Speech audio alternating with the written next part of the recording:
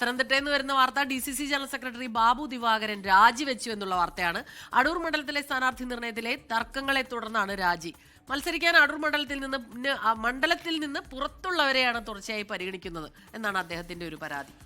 ഷിജോ കുരുവിരങ്ങൾ വെച്ചിരുന്നു. ഷിജോ, ഇനിയിപ്പോൾ ഇത്തരം അസംതൃപ്തികളുടെ, വിയോജിപ്പുകളുടെ, രാജികളുടെ ഒക്കെ ദോഷമായിരിക്കും. കാര്യം ഈ പ്രാദേശിക നേതാക്കൾ പറയുന്ന ആൾക്കാരെ മാത്രം സ്ഥാനാർത്ഥിയാക്കാൻ പലപ്പോഴും സംസ്ഥാന നേതൃത്വങ്ങൾക്ക് പറ്റാറില്ല. ഇവിടുത്തെ വിയോജിപ്പിന് കാരണം എന്താണ് ഷിജോ?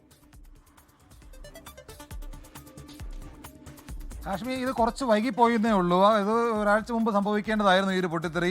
ഇപ്പോൾ സംഭവിച്ചെന്ന് മാത്രമാണ് അടൂരിൽ നടക്കുന്നത്. അതായത് അടൂരിലെ DCC ജനറൽ സെക്രട്ടറി ആയിരുന്ന ബാബു ദിവാകരൻ ആ പാർട്ടി അംഗത്വം പൂർണ്ണമായിട്ട് രാജിവെച്ച് പാർട്ടിയിൽ നിന്ന് പുറത്തേക്ക് പോവുകയാണ്. അടൂർ നിയോജക മണ്ഡലത്തിൽ പുറത്തു നിന്നുള്ള ചില സ്ഥാനാർത്ഥികളെ അവിടേക്ക് പരിഗണിക്കുന്നു, ചില ആളുകളെ അവിടേക്ക് പരിഗണിക്കുന്നു എന്നുള്ള ചർച്ചകളൊക്കെ കഴിഞ്ഞ കാലങ്ങളായിട്ട് കുറച്ച് സജീവമായിട്ട് ഉയർന്നു വന്നിരുന്നു. അപ്പോൾ അതൊക്കെ ഒരു അന്തിമഘട്ടത്തിലേക്ക് എത്തുന്ന മുറയ്ക്ക് തനിക്ക് സീറ്റ് ലഭിക്കില്ല എന്ന് കണ്ടതോടുകൂടിയാണ് ഇപ്പോൾ ബാബു ദിവാകരൻ പാർട്ടി അംഗത്വം പൂർണ്ണമായിട്ട് രാജിവെച്ചിരിക്കുന്നത്.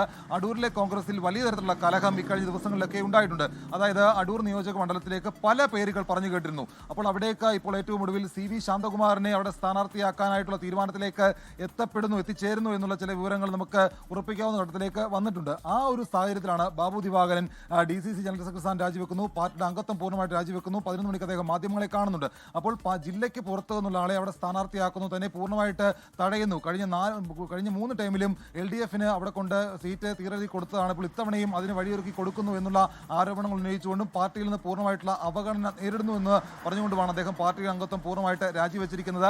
അദ്ദേഹം CPI-യുമായിട്ടൊക്കെ ചർച്ച നടത്തിയിരുന്നു എന്നുള്ള ആരോപണമൊക്കെ ഇതിനിടയ്ക്ക് ഉയർന്നു വന്നിരുന്നു. അപ്പോൾ കോൺഗ്രസിലെ ചില ആളുകൾ തന്നെയാണ് അത്തരം ആരോപണങ്ങളൊക്കെ ഉന്നയിക്കപ്പെട്ടത് അല്ലെങ്കിൽ ഉന്നയിച്ചത്. തന്നെ മറ്റ് ചില പാർട്ടികളുമായിട്ട് കൂട്ടിക്കെട്ടാനുള്ള ശ്രമങ്ങളൊക്കെ നടന്നിരുന്നു എന്നൊക്കെ ബാബു ദിവാകരൻ ആരോപിച്ചിരുന്നു. അത് അങ്ങനെയൊന്നും അല്ല എന്ന് നമുക്ക് അദ്ദേഹം പിന്നീട് പറയുകയും ചെയ്തിരുന്നു.